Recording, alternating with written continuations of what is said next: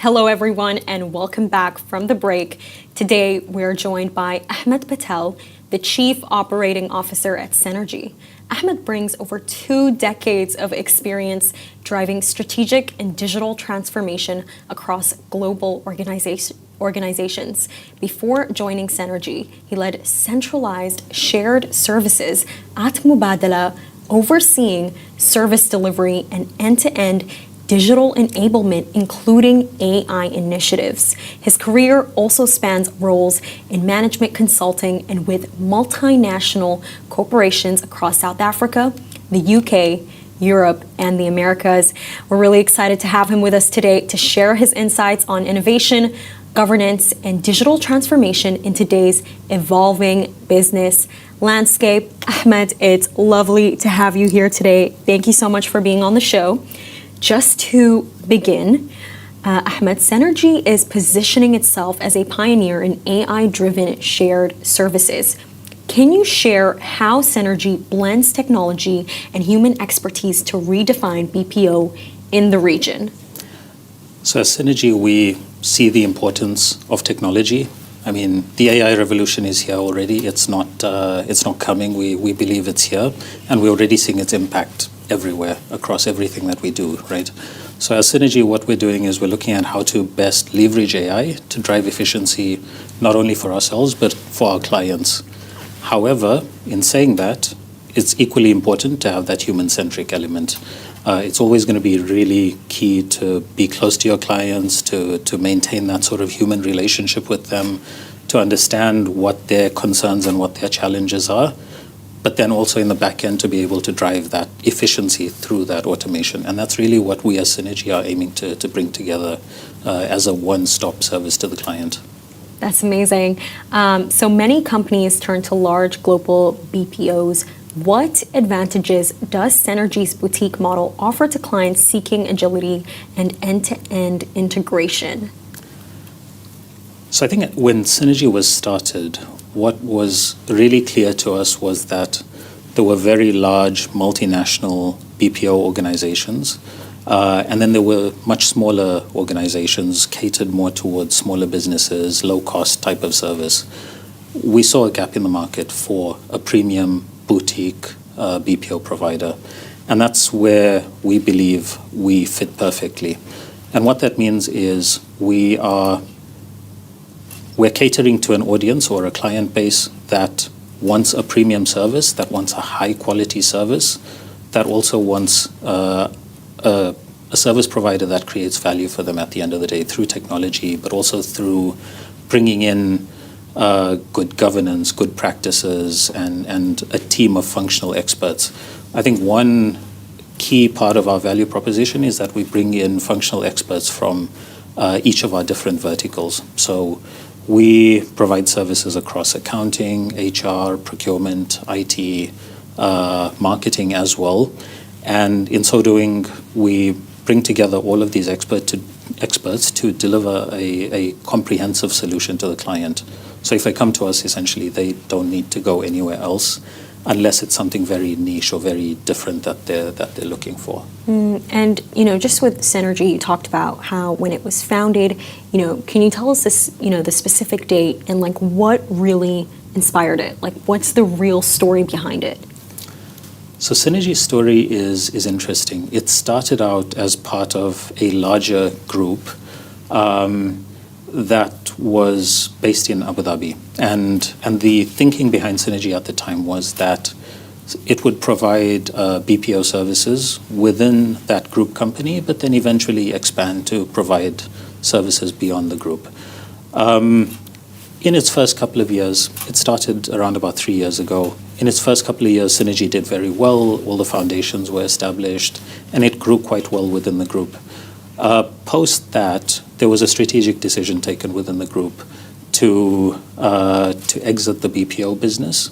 And because the management team at the time felt very strongly and were very confident in the potential of the BPO business, that's when the management team decided to take over the company and executed a management buyout. So from that point onwards, Synergi was taken over and taken private in terms of offering its services commercially to a broader audience. And do you think that that privatization was essential? I think it definitely allowed more agility. It definitely allowed more creativity and innovation because we weren't part of a larger system that put in place bureaucracy, that put in place certain boundaries within you could operate. So I think that being given that independence, being given that freedom to be creative, to develop your own technology backbone, to develop your own culture, because I think culture is really critical, was actually a very good thing for Synergi, and I think we've grown really well as a result of that. Oh, wow. And something else that stood out to me is the fact that you said that, you know, the company was born in Abu Dhabi, and we're hearing how it's becoming this like capital of capitals. You know, how did the company being first born in Abu Dhabi, how did it propel it forward? So I think Abu Dhabi is an amazing place to start a business, as is Dubai as well, to be honest. But I think with Abu Dhabi's drive to bring in capital, to bring in investment, and just in general looking at the global context, the confidence that the world is showing in the GCC region is really good to see. It's really inspiring, because what that means is you've got all of these foreign companies looking to establish within the UAE, not only within the UAE, but in the region as well. You see this a lot in Saudi. And as a company that offers comprehensive corporate services like Synergi, BPO services, this is really important to us, and it's amazing to see, because we support our clients essentially with their market entry. We don't see ourselves as an outsourcing partner. We see ourselves as an enabler, as an accelerator. So instead of clients coming into the country, taking 6 months to set up an office, and then only being able to go to market, we help our clients greatly accelerate that.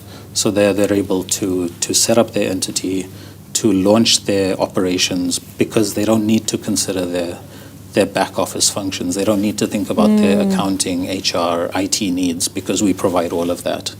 And so go-to-market is just that much quicker. And we've done this for a number of clients. And, you know, on the topic of markets, as you've said, with operations in the UAE, Saudi Arabia, Qatar, Lebanon, and Romania, how does Synergi approach delivering that consistent quality in all of these different markets? For us, governance is key. If I just talk you a little bit through our client journey, when we take on a new client, one of the first things that we do is try to understand what is the current state of that client's operations, because we're very fussy in terms of taking on a new client. Things have to be at the level that we expect in terms of corporate governance, in terms of process, for us to be able to commit to delivering that quality service. And we wouldn't take a client if we are not confident that we can deliver that high quality service. So this is really, really important to us. So the first thing we do when we take on a client is develop, if things are not in place, such as a delegation of authority, the corporate governance, policies and procedures, we would develop that for them before we take it on. So having this strong governance in place from the outset of any engagement helps us to ensure that no matter where we're delivering, whether it's here or in Saudi Arabia or in Lebanon, we maintain that consistent high quality across all locations. Do you have a specific story to tell with a client in a specific country? I have a few clients that I can talk about. I think one, I can't name names for obvious reasons, but a couple of very interesting clients that we work with are Web3 startups, crypto startups here in Dubai and in Abu Dhabi. And this is a very niche, specialized capability that we've built up doing accounting for them, where we manage their wallet transactions, because they deal a lot in crypto and virtual assets. We help them to account for them. We also manage some of the regulatory side of things on their behalf in terms of advisory. So that has proven to be quite an interesting area for us to operate in. We also equally work with much larger entities, such as semi-government entities, other large private organizations, such as a large hotel chain that we're supporting with transforming their HR operations. And so we have quite a broad spectrum of clients that we typically work with.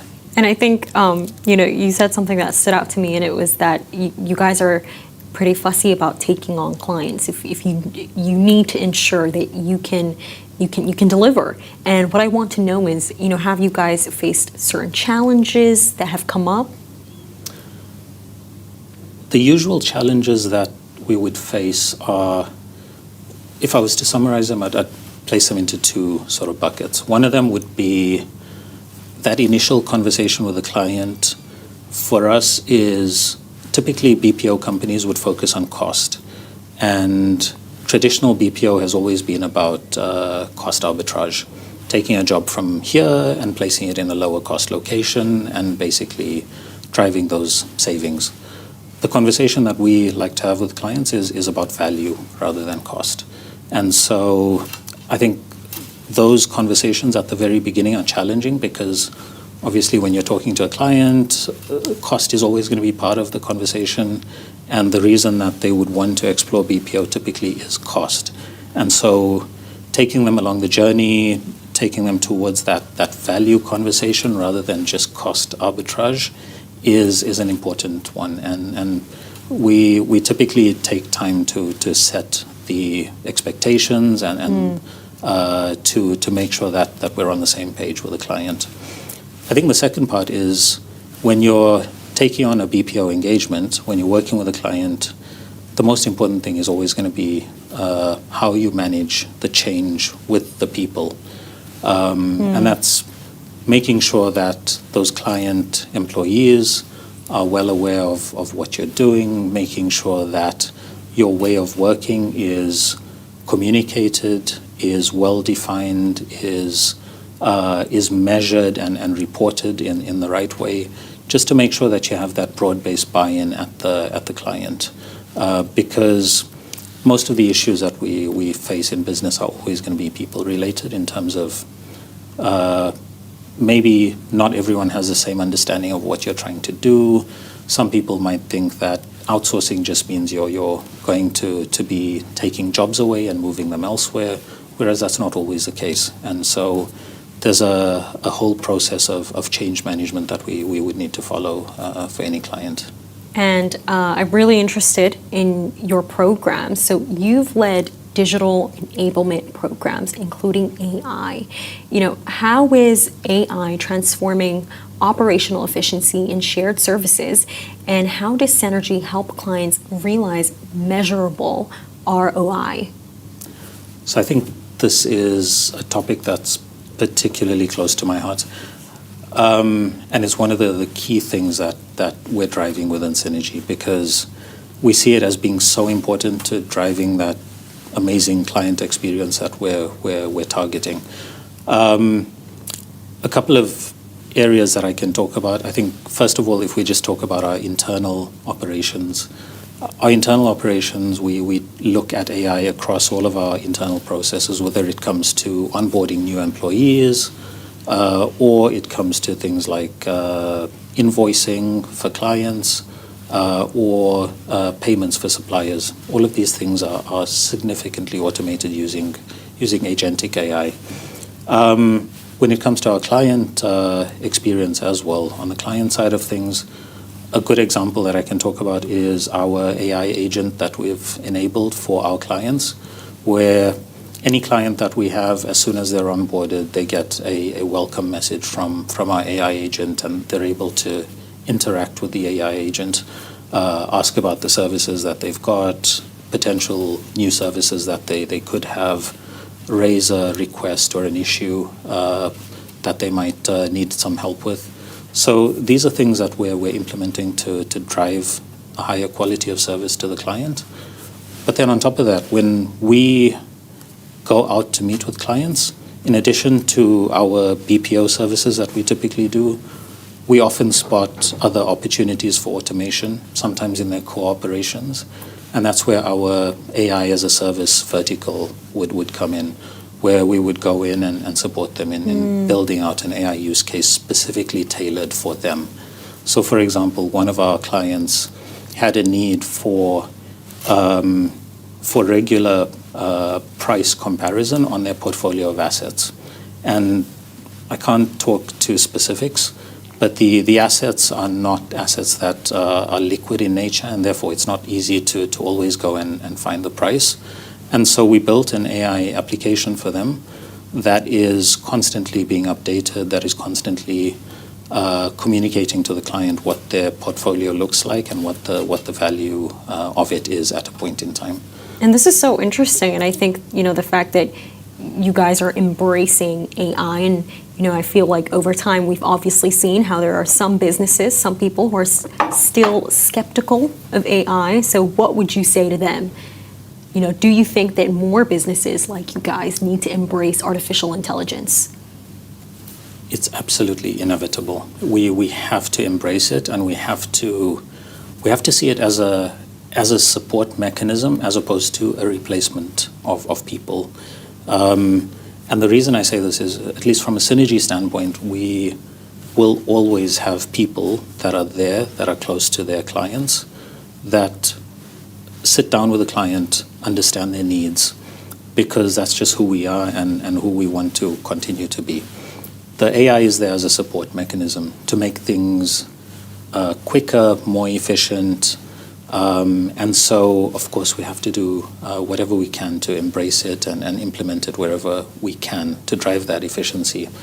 But I don't think it's something to be fearful of, and I don't think it's something that we can avoid either. That's really interesting. And, Synergi has this shared services assessment tool. Can you explain how this tool drives insights and helps clients quantify value from BPO solutions? So this has been one of our more popular offerings.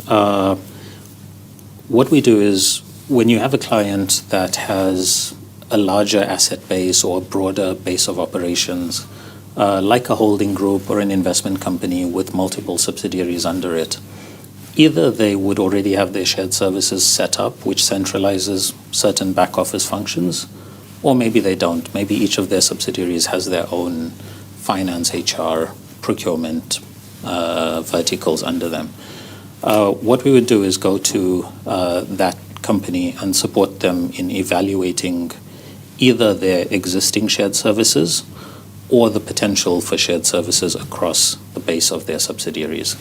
And what that entails is really understanding what do first of all, their policies and procedures and processes look at each of those companies. How standard are they across all of the companies? Are there consistent governance criteria? Are there consistent policies there? But then secondly, also looking at the volumes. So what sort of transaction volumes do they have at each entity? What sort of headcount do they have at each entity to cater to those transaction volumes? And we would come up with a comprehensive assessment for them using our proprietary shared services tool. And what that does is it really gives that visibility to the management team there in terms of, this is how your shared services operates, or this is the benefit that you can get out of implementing shared services in terms of value creation to the business. We've found that leadership teams at these groups find it invaluable in driving that decision-making process. And it also helps them to measure ROI at the end of the day if they decide to go ahead with shared services. But how do you guys measure trust? Earlier, Ahmed, you were talking about governance. I want to know, how do you guys maintain those long-term relationships, and how do you build that trust with your clients? It all comes down to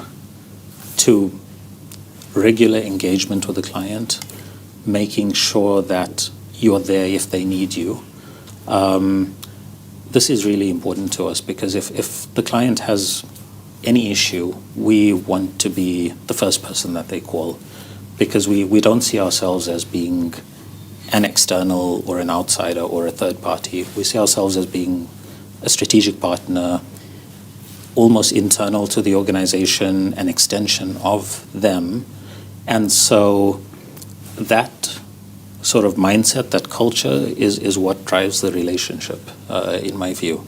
And that's what's caused the stickiness of clients, that clients tend not to leave us. And so I feel that is core to building trust, is just maintaining that regular connection with the client and knowing what they need before even they know what they need.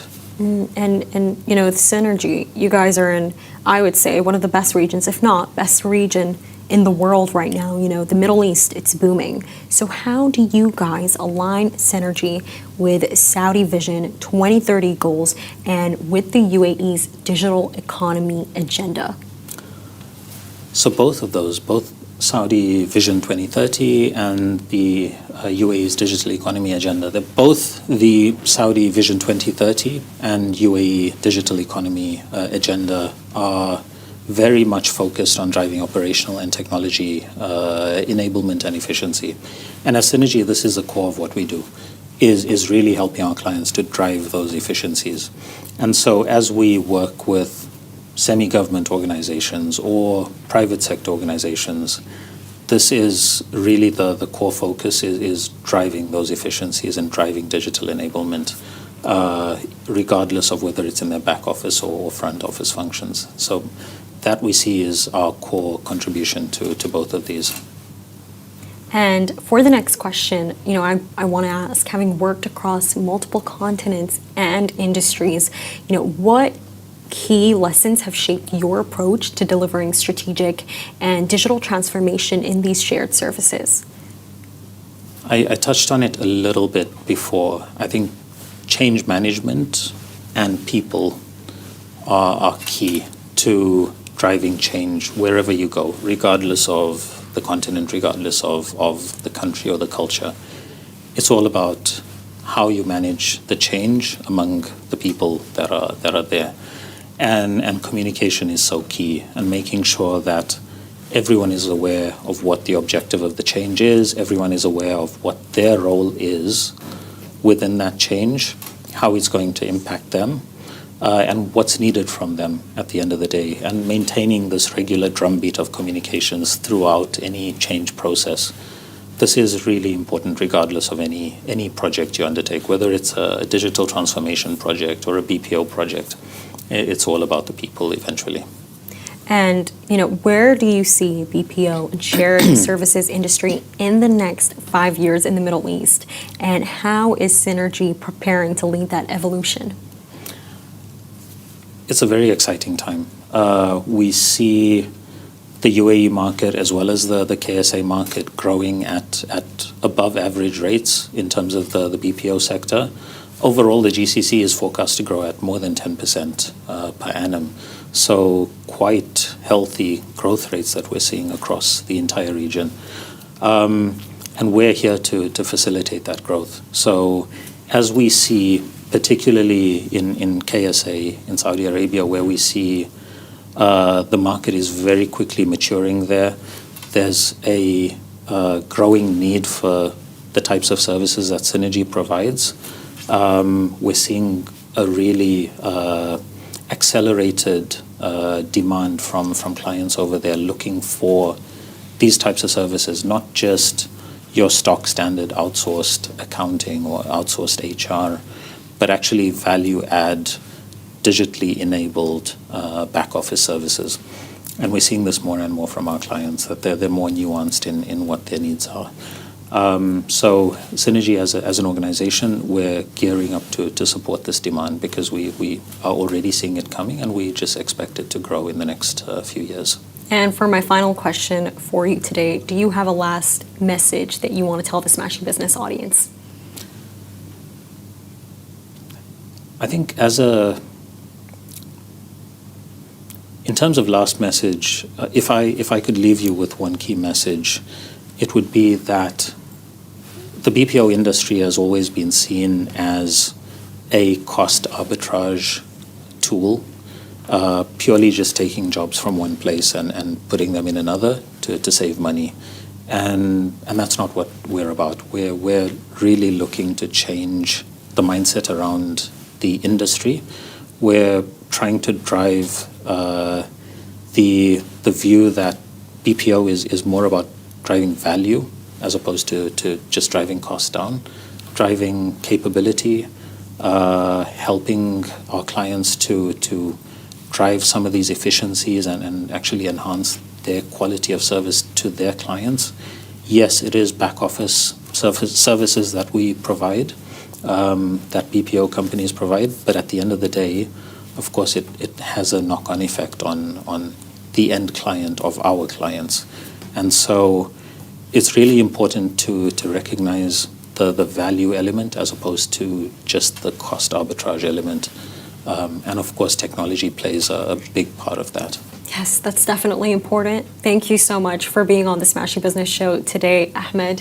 Thank you so much for tuning in, everyone. This is Ahmed Patel for you, the Chief Operating Officer at Synergi. This is a Smashi Business Show, a Smashi Business production at the Augustus Media Podcast Network. See you tomorrow.